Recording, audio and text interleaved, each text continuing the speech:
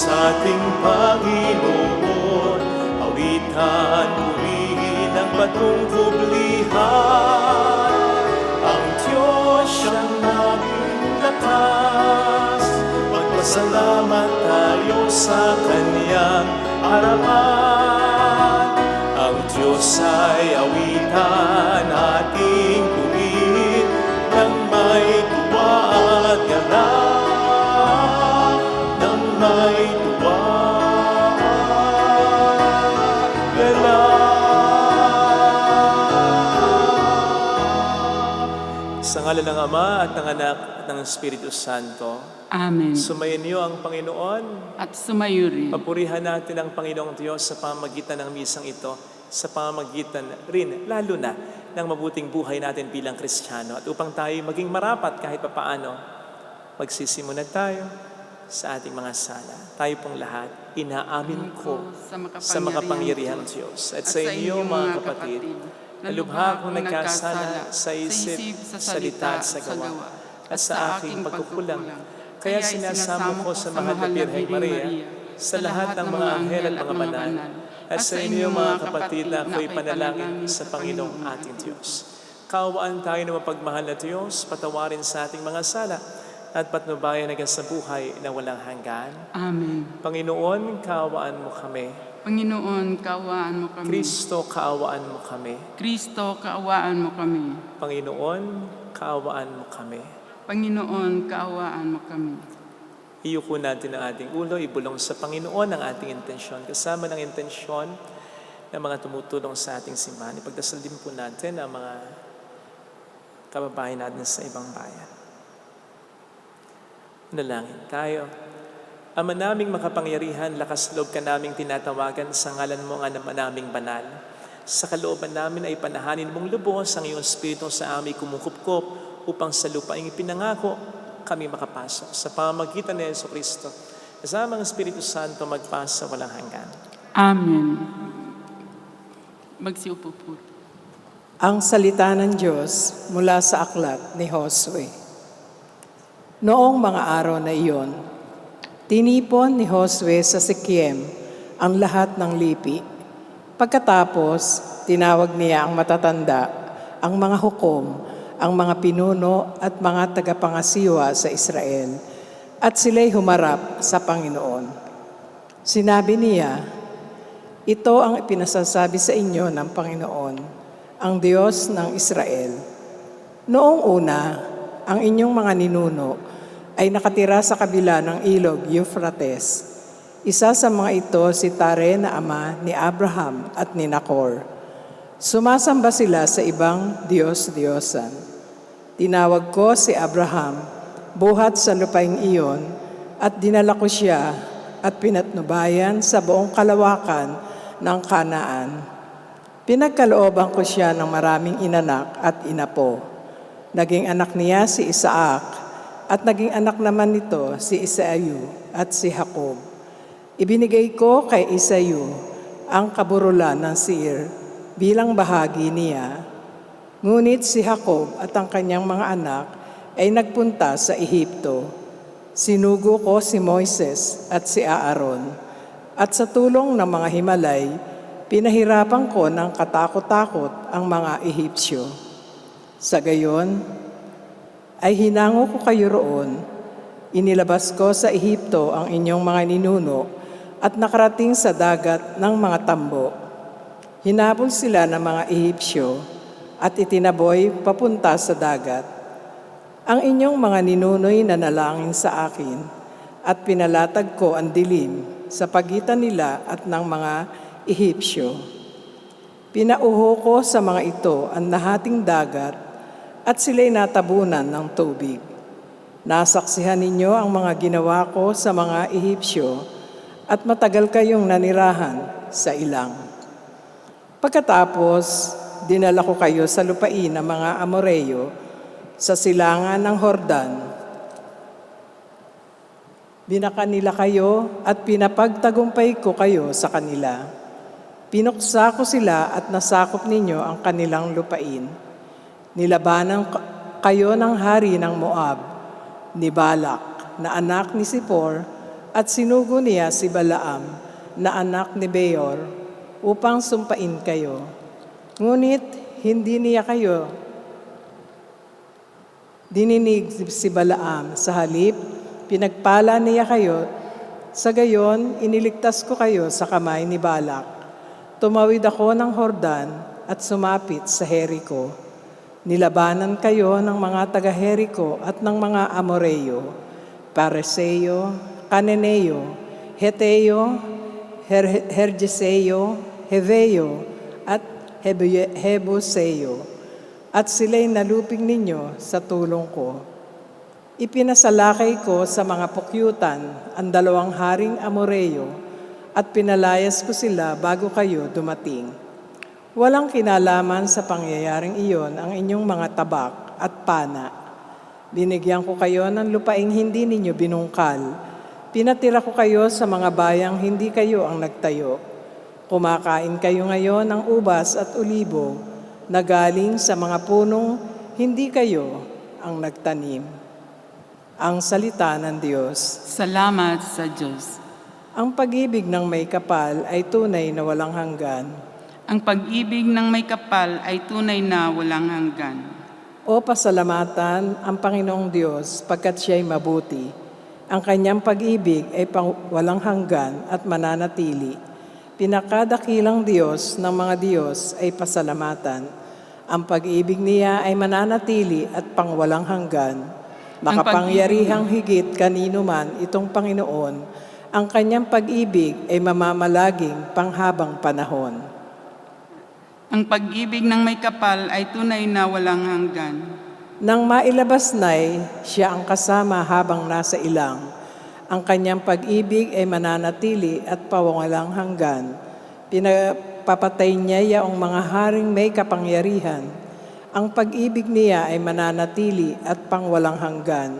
Maging mga haring bantog, noong una ay kanyang pinatay. Ang kanyang pag-ibig ay hindi kukupas at pangwalang hanggan. Ang pag-ibig ng may kapal ay tunay na walang hanggan. Ang lupain nila'y ipinamahagi sa kanyang hinirang. Ang pag-ibig ng Diyos ay mananatili at pangwalang hanggan. Ipinamamahagi niya sa Israel kanyang mga lingkod. Hindi kumukupas at mananatili ang pag-ibig sa Diyos. Nang tayo'y masakop ng mga kaaway, pinalaya tayo. Ang kanyang pag-ibig ay mananatili, hindi magbabago. Ang pag-ibig ng may kapal ay tunay na walang hanggan. Magsitayo po ang lahat.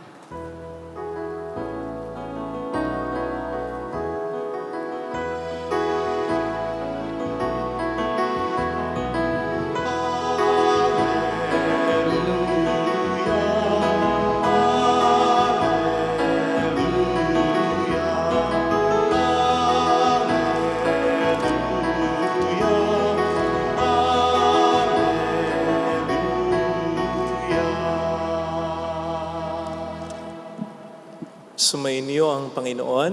At sumayo rin. Ang mabuting balita ng Panginoon ayon kay San Mateo. Papuri sa iyo, Panginoon. Noong panahong yon, may mga Parisayong lumapit kay Jesus at tinangkang siluin siya sa pamamagitan ng tanong na ito. Naayon ba sa kautusan na hiwalayan ng lalaki ang kanyang asawa sa kahit anong kadahilanan? Sumagot si Jesus, hindi pa ba ninyo nababasa sa kasulatan na sa pasimulay nilalang sila ng may kapal lalaki at babae? At sinabi dahil dito iiwan ng lalaki ang kanyang ama at ina at magsasama sila ng kanyang asawa at sila'y magiging isa. Kaya't hindi na sila dalawa kundi isa. Ang pinagsama ng Diyos ay huwag paghiwalay ng tao. Tinanong siya ng mga Parisayo, bakit iniutos ni Moises na bigyan ng lalaki ang kanyang asawa ng kasulatan ng paghihiwalay bago hiwalayan iyon? Sumagot si Jesus, dahil sa katigasan ng inyong ulo, kaya ipinahintulot ni Moises na hiwalayan ninyo ang inyong asawa, subalit hindi ganon sa pasimula. Kaya sinasabi ko sa inyo, sino mang lalaking humiwalay sa kanyang asawa, sa anumang dahilan liban sa pakikiapid, at mag-asawa sa iba ay nangangalunya. At ang mag-asawa sa babaeng hiniwalayan ay nangangalunya rin.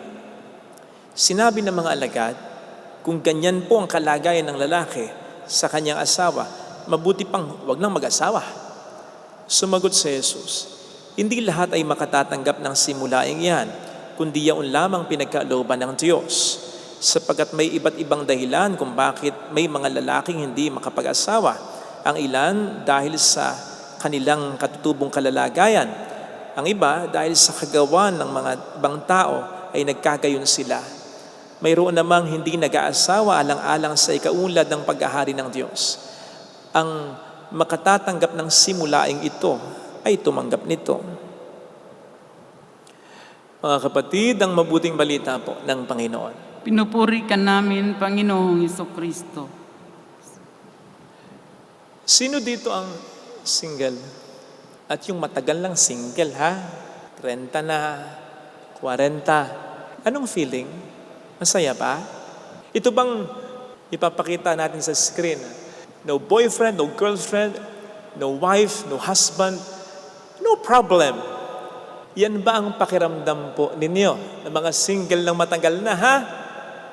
Ano naman talagang problema? Ganun ba? Kung tapatan ninyong sasabihin, Father, walang problema. Wala akong nakikitang problema. Ako'y masaya. Very good. Pero kung hindi, ang tanong ay, bakit? What's wrong with being single? Dahil ba sa pakiwari mo, talagang sa pag-aasawa ang calling mo? O baka naman, nape-pressure ka lang ng ibang tao? You see, ang problema kasi sa atin, tayo ay mayroong kultura na hindi masyadong appreciative sa single blessedness o sa hindi pag-aasawa. Instead, meron tayong kultura na masyadong appreciation sa bukasyon ng pag-aasawa na wala naman sanang masama. Kaya lang, masyado yung appreciation to the detriment naman, depreciation naman ng bukasyon sa hindi pag-aasawa. Yun ang hindi tama. Manapas, sabihin natin, maganda ang bukasyon sa pag-aasawa at gayon din ang bukasyon sa hindi pag-aasawa o pag-aalay ng buhay sa Panginoon talaga. Hindi na necessarily magpapari, magmamadre ka, kundi yung single blessedness ba? Pareho lang sila na mabuti at maganda. Pero ganyan nga ba ang sinasabi ng ating kultura? In fact, while I'm saying this, ano yung reaction mo sa sarili mo? Nakukonvince ka ba? Parang hindi, di ba? Parang at the back of your mind, you are thinking, hindi mas maganda pa rin, mas mabuti pa rin ang pag-aasawa. Huwag kang mag-alala. Hindi dahil sa iyo nagmumula yan. Yung maling pananaw na yan. Kundi dahil, sabi ko nga, biktima ka lang o biktima lang din tayo ng kultura na ating ginagalawan. Kasi tayo ay may kultura katulad ng iba na masyadong emphasis sa pagpapalaganap ng lahi sa pagkakaroon ng pamilya. Kahit naman ng banal na kasulatan, may mansyang ganyan. Kasi mahalaga sa kanila. Lalo na para sa mga Hudyo, ang yumabong ang lahi nila. Hindi nga ba ang kawalan ng anak ay kadusta-dusta sa kanilang kultura? Paano ka magkakaroon ng anak kung hindi ka magkakaasawa? I mean, magkakasala ka. So, meron tayong ganong kultura Ako lang, pari na ako. Kung tutuusin yung bukasyon ko, pwede mo nang tingnan na maganda Pero, hindi lamang minsang may nagtanong sa akin, Father, ba't nagpari ka? Nasa palagay ko ay mayroong underpinning question. Ang underpinning question niya ay, ba't ayaw mo bang magkaroon ng pamilya? Gwapo ka naman, maganda sana ang lahi mo. Parang ganun ba? Pwedeng yung gwapo ko, ilusyon ko lang. Pero yung underpinning question, ayaw bang magkapamilya? Sigurado ako doon, mayroong tanong na ganon. So kung ako o kung kaming pari na o madre na, ay tinatanong pa ng ganyan, nang may pagtataka, lalo ka na single, matagal na. Sigurado kang hindi ka makaliligtas sa mga mapanuring mga mata. Yun yang mga na byuda, tinatanong, hindi ka pa mag-aasawa. Lalo ka nang never been touched Single na matagal na. Tatanungin at tatanungin ka. Kaya nga, ang ayaw na ayaw mo yung reunion. Di ba? Kasi nandyan yung mga pakailamera mong kamag-anak. Natatanungin ka, ay, wala ka pa rin asawa. Ano bang edad mo na? Baka naman nalilibang kang masyado sa pagtatrabaho. Nako, iho, mag-isip-isip ka. Dahil sa ganyan, pag reunion, yung kinakain mo, hindi mo na malalasahan. Yung sinasabi sa'yo ng kausap mo, hindi mo na mapakinggan. Sapagkat ang inaalala mo ay ang mga komentong yan ng mga kamag-anak mong nangingiala. Pero nangingialaman sila, huwag kang magagalit. Kasi as I said, biktima lang tayo, pati na sila, pare-pareho ng maling kultura. But then, ang hindi alam ng mga nagsasabi at nagkokomento ng ganyan, ng mga nangingialam, pwedeng maging seryoso kasi ang epekto niyan. Pwede mong isipin as single na matagal na, something is wrong with you. Pwede mong isipin, may malaki o may maraming kulang sa iyo. Worse, God doesn't love you. Kasi di ba ang tagal mo nang pinangahawakan yung quote na God is preparing the best person for you. Anong petsa na? 40 ka na? Hindi pa patapos yung preparasyon na yan? Lord naman. Napag-iwanan ka na ng mga kasama mo, ng mga kasabayan mo. So ibig sabihin, yung partner nila, natagpuan na ng Diyos, naiayos na niya, yung sa'yo wala pa. O di ba? Unfair yata. Hindi mo malayong isipin na gano'n eh. And these are lies. Lies of the devil. Nakatulad ng sabi ko po, nung nakaraang linggo, pag umaatake na yung mga kasinungalingang ito, labanan nyo, kontrahin ninyo. Una, say and believe. Nothing is wrong with you. Pero siguraduhin mo nothing is wrong with you. Baka naman, dami mong bisyo. Baka naman, napaka-unfaithful mo, makati ka pa sa gabi.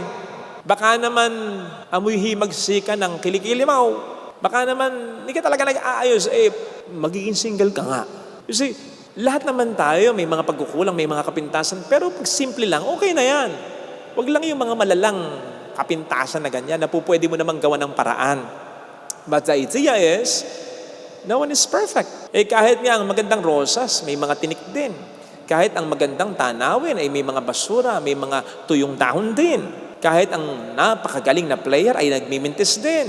You don't have to be perfect to be loved and to be beautiful sapagkat nilikha ka ng Diyos na perfect na.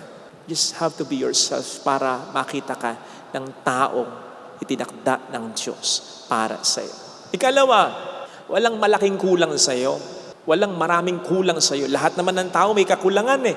At dinesign ng Panginoon yung kulang na yan para kumpletuhin ka ng kapwa mo. Kung papaano dinesign din ng Panginoon yung kakulangan sa kapwa mo para siya naman din ay kumpletuhin mo. We will complete each other. Pero hindi ibig sabihin, dapat mag-asawa na tayo. Totoo yun. Pwede namang talagang yung asawa mo ang kumumpleto sa'yo. Pero hindi ibig sabihin, lahat tayo dapat nang mag-asawa. Palagay nyo ako kulong-kulang? Palagay nyo ako hindi pa kumpleto?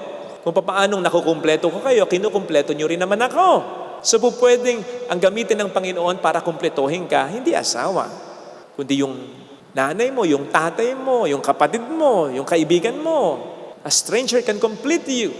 Tama, iba yung pagmamahal ng isang asawa.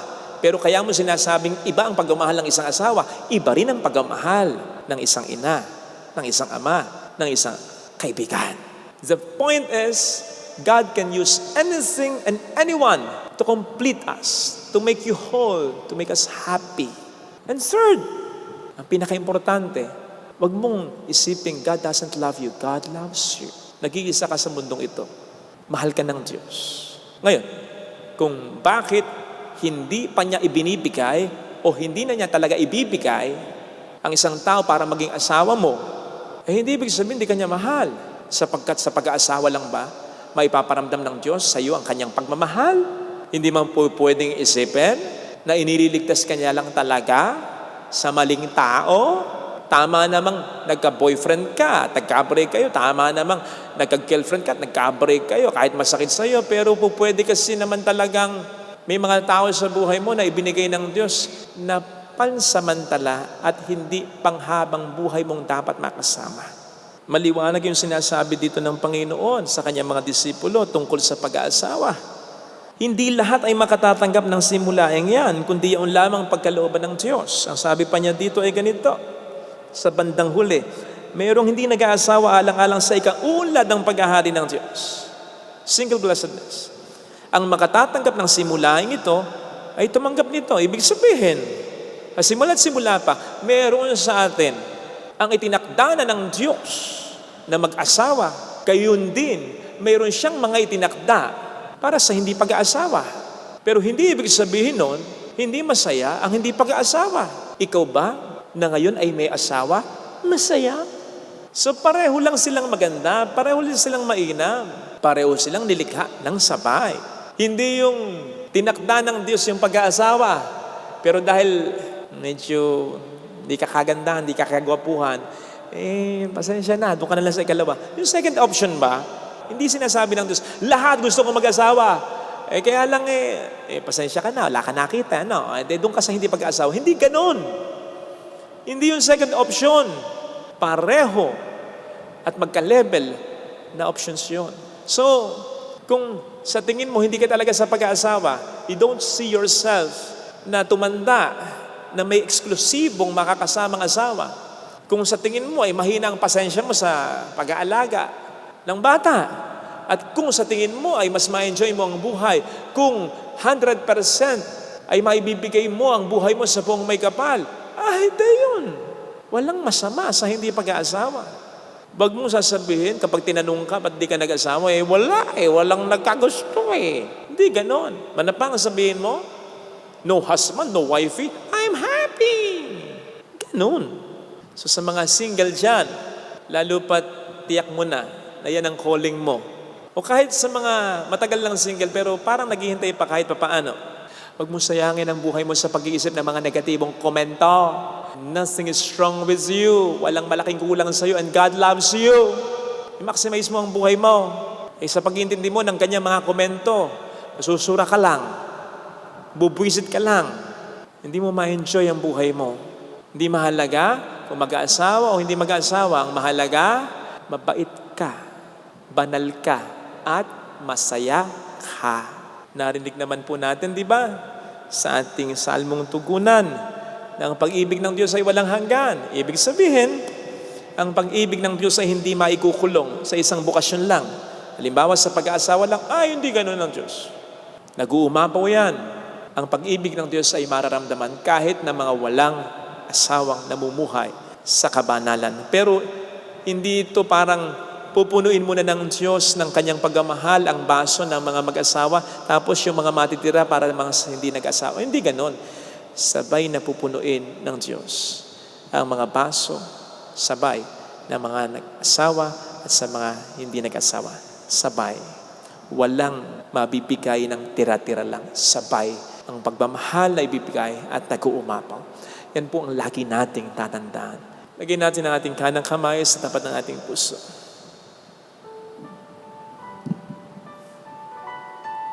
Awitin natin, alam kong may magagawa ang Diyos.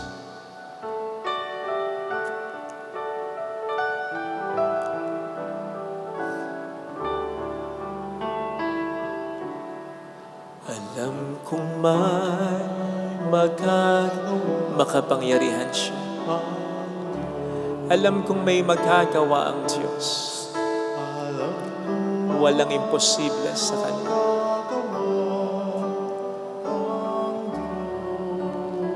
Kung ako'y magtatapat, sa Kaniya'y maglilingkod, alam kong may magagawa ang Diyos.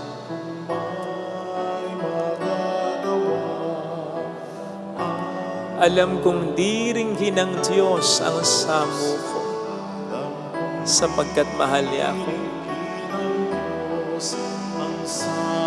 Alam kong di ringgin ng Diyos ang samo ko, sapagkat anak niya ako. Kung ako'y magtatapat, sa Kaniya'y maglilingkod. Alam kong di rin ng Diyos ang samo ko. Pikit natin ang ating mga mata. Panginoon, tulungan mo kong maniwala na ako'y mahal mo. Ano man ngayon ang kalalagayan ko, may asawa man, walang asawa, may anak, walang anak, byudo o byuda, tulungan mo kong maging masaya. Ano man ngayon ang estado ng buhay ko, basta wala ako sa pagkakasala, basta ginagawa ko ang tama, basta nagbabahagi ako ng pagmamahal. Panginoon, tulungan mong mapunan sa puso ko ang aking kakulangan. Huwag nawang akong maniwala na may kulang sa akin. Huwag nawang akong maniwala na kinakailangan ko nito, kinakailangan ko yun upang ako'y maging masaya. Ang tanging ko lang nawang sanang paniwalaan, ikaw lang ang kailangan ko sa buhay ko. Ano man ang sitwasyon ko, kailangan kita. Alleluia! Purihin ang Diyos. Alleluia! Pasalamatan siya.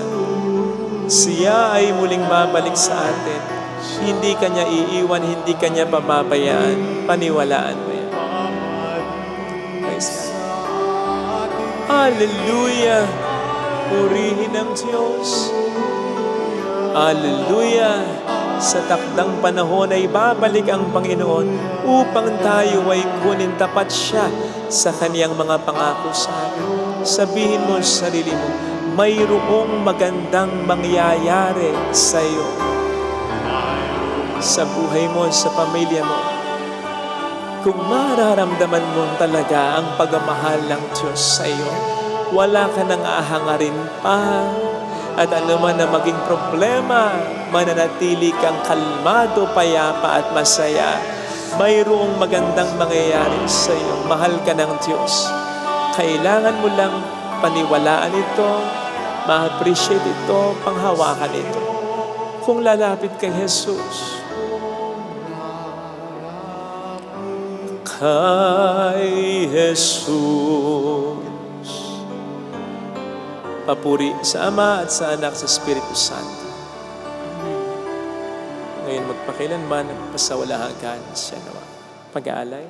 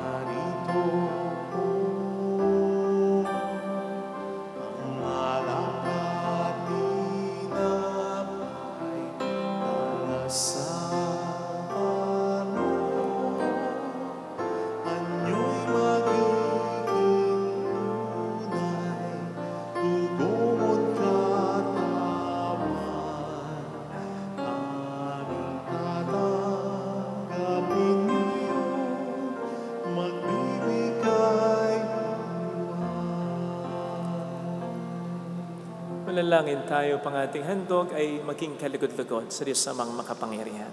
Tanggapin nawa ng Panginoon itong paghahain sa iyong mga kamay, sa kapurihan niya at karangalan, sa ating kapakinabangan at sa buong sambayanan niyang banal. Ama naming lumikha, kalugdan mo ang mga alay ng iyong sambayanan, ang ipinagmagandang loob mong ibigay sa amin upang maihain, ay siya nawang gumanap ng iyong ginagawa upang kami po ay tubusin.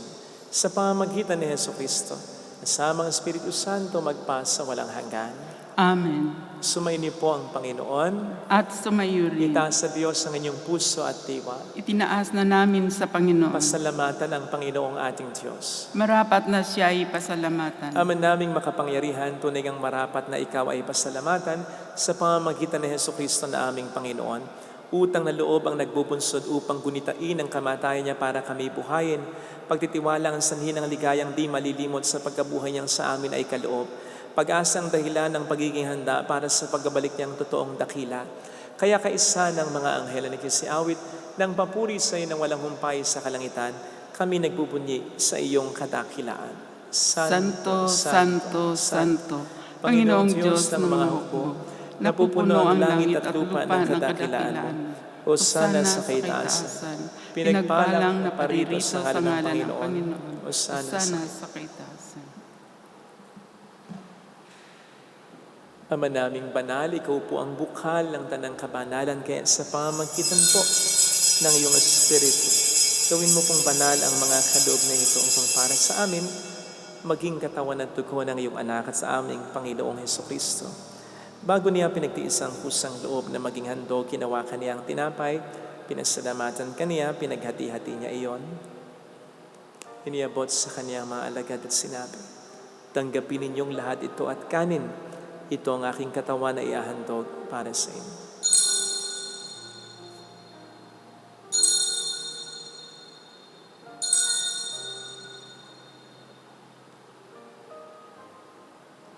Gayun din naman nang matapos ang hapunan, hinawakan niya ang kalis, uli kaniyang pinasalamatan, iniabot niya ang kalis sa kaniyang mga alagad at sinabi, tanggapin ninyong lahat ito at inumin.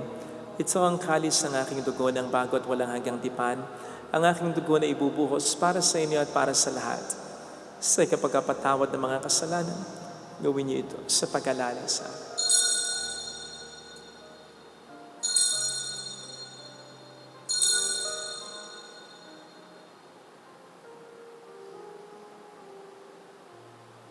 Ipagbunyi natin ang misteryo ng ating pananampalataya. Si Kristo'y namatay, si Kristo'y nabuhay, si Kristo'y babalik sa wakas ng panahon. Ama, ginagawa namin ngayon ang pag-alaala sa pagkamatay at muling pagkabuhay ng iyong anak. Kaya nialay namin sa iyo ang tinapay ng buhay at ang kalis ng kaligtasan. Kami nagpapasalamat dahil kami iyong minarapat na tumayo sa harap mo para maglingkod sa iyo.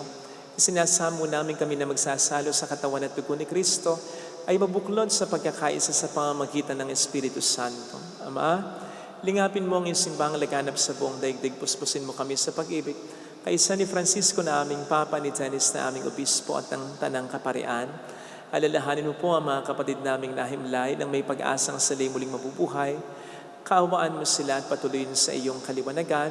Kaawaan mo at paging tapatin kaming lahat na makasalo sa iyong buhay na walang wakas.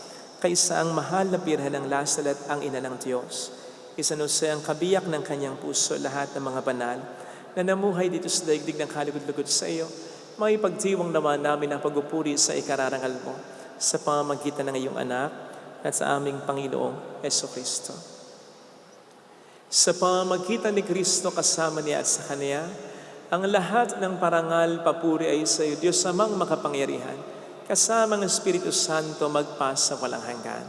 Amen. Tumawag tayo sa Ama.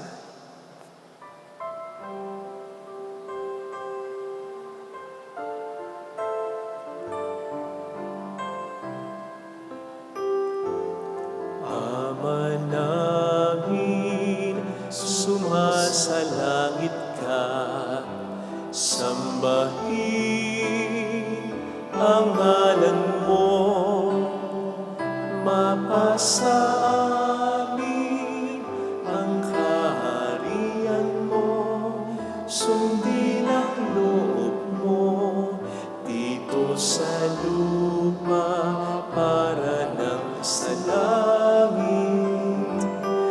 Bigyan mo kami ngayon ng aming kakanin sa araw-araw at patawarin mo kami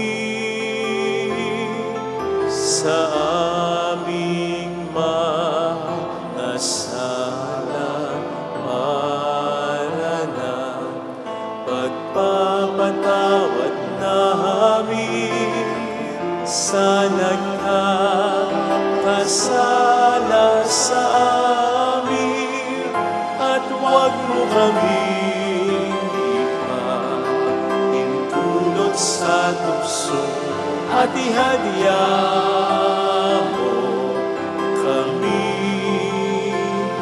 sa lahat.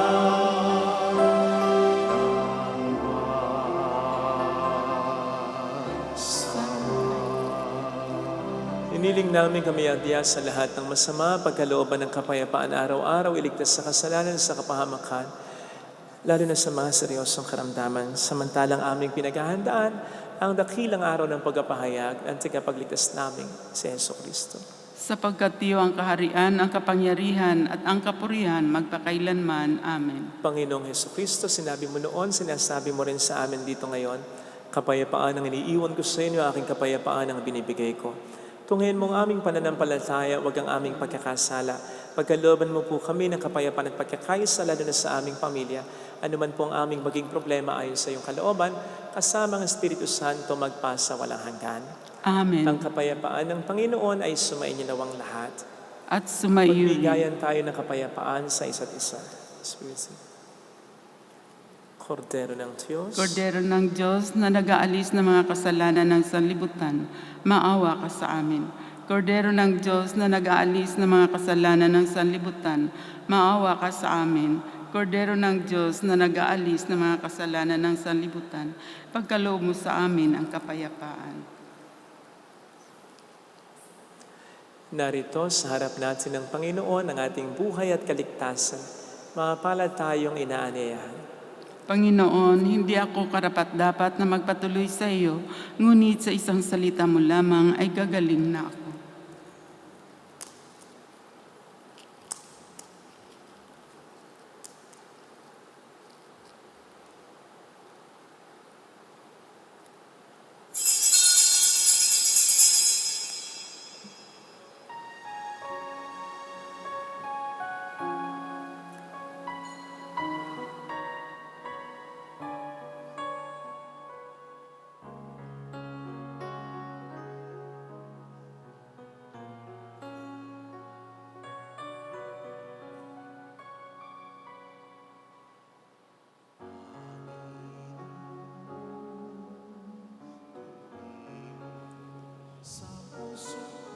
Panalangin para sa espiritual na pakikinabang. Panginoong Hesus, ako ay naniniwala na ikaw ay nasa kabanal-banalang sakramento. Iniibig kita ng higit sa lahat at ninanasa kong tanggapin ka sa aking kaluluwa. Sapagkat sa mga sandaling ito, hindi kita matatanggap sa sakramento. Tumuloy ka sa espiritu sa aking puso. Niyayakap kita na para bang naririto ka na. Inaalay ko ng buong buo ang aking sarili sa iyo. Huwag mong hayaang mawalay ako sa iyo. Amen.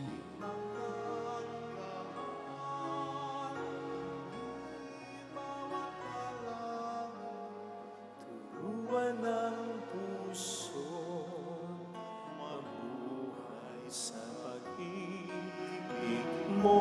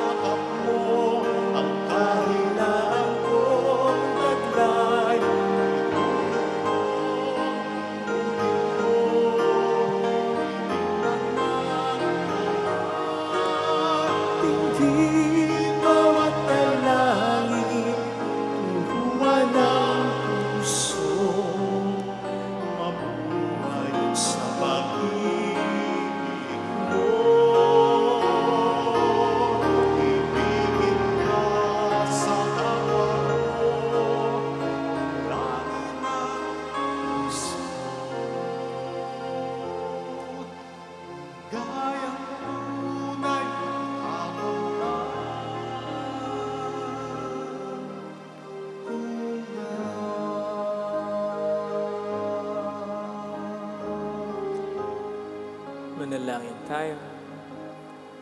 Ama naming mapagmahal, ang pakikinabang namin sa piging na banal ay magdulot nawa sa amin ng kaligtasan at magtanghal sa amin sa luningning ng iyong katapatan sa pamamagitan ni Heso Kristo at sa mga Espiritu Santo magpasa walang hanggan. Amen. Holy God, Holy Mighty One, Holy Immortal One. Have mercy on us and in the whole world. Holy God, Holy Mighty One, Holy Immortal One. Have mercy on us and in the whole Holy world. God, Holy Mighty One, Holy Immortal One. Have mercy on us and in the whole world. Jesus, King of Mercy. We trust in you. alalahanin, o mahal na Birhen ng Nazaret, Ina ng pag-asa, ikaw ang nagpaalala sa aming magbalik loob sa Ama. Ito ang nagpapatunay na ang kandang loob mo'y nanatiling busilak. Sa pag-aaruga mo sa amin, tungkulin mo'y tinupad. Sa paanan ni Kristo, itinuring mo kami mga tunay mong anak, kaya ninanais mo si Isay huwag mapahamak. Maging sa iyong walang tigil na pananalangin, patuluhay pumatak. Huwag nawang mawala ng saysay ang iyong paghihirap. Hiling nawa namin sa iyo ang aming inang na matapos ang pakikibaka namin sa mundong ito at sa pananatili namin tapat kay Kristo, sa kapurihan may makibahagi kami ganap, upang kung nasaan ka ngayon ay makaroon din kaming lahat, at ang kaganapan ng kalwalhatian ng Diyos ay tuluyang matupad. Siya nawa. Mahal na Birhen ng Nazaret, tagapagkasundo ng mga makasalanan. Ipanalangin mong walang patid kaming mga dumudulog sa iyo. Kung ang intensyon po natin ay para sa pagbabagong buhay natin o ng isang tao, ng pinagdarasal natin, amintuho po tayo sa mahal na Birhen ng Nazaret. Ito po ay pangunahing mensahe niya nang siya magpakita sa Nazaret, France. Maraming salamat sa patuloy niyang pagtangkilik sa amin, sa pag-subscribe sa ating YouTube channel, sa pagtangkilik sa Facebook. Ito po ay malaking tulong sa ating simbahan. Marami pong salamat sa mga tumutulong. Thank you very much. Sumain niyo ang Panginoon. At sumaiyo rin. Pagpalain kayo kasama ang ating pamilya ng mapagmahal at Diyos, ng Ama at ng Anak ng Espiritu Santo. Amen. Umayo tayo sa kapayapaan ni Kristo. Salamat sa Thank Diyos. you.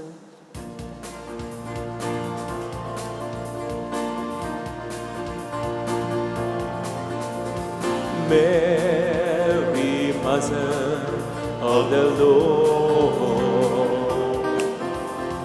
here is a prayer we sing to you. Let your tears sip in our minds and hearts, as once they fell at Lazaret. Tell your people how to live again. Tell your people how to sing again. Tell your people how to dance again. Tell your people how to pray again. Mary, Mother of the Lord, here is a prayer we sing to you. Let your tears sip in our minds and hearts, as once they fell at Lazaret.